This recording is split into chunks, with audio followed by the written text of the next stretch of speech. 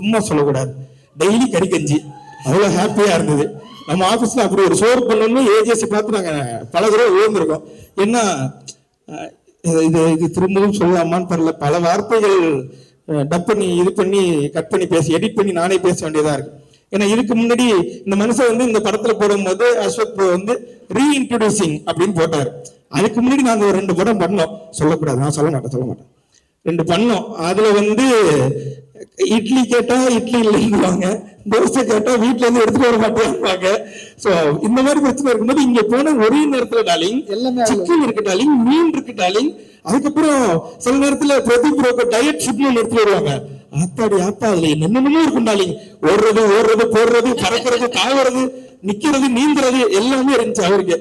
ஆனா எனக்கு ஒரே ஒரு ஆதங்கம் மட்டும் இப்போ வரைக்கும் இருக்கு. இவ்வளவு திங்கிற இந்த மனுஷனுக்கு உடம்பு மட்டும் உழவு மாட்டேன்ற ஆதங்கம். அப்படி என்ன நல்லா சாப்பிட கேட்பேன். சமோசா தானங்க? ஆமா. உருளைக்கிழங்கு சமோசா தானங்க? ஆமா.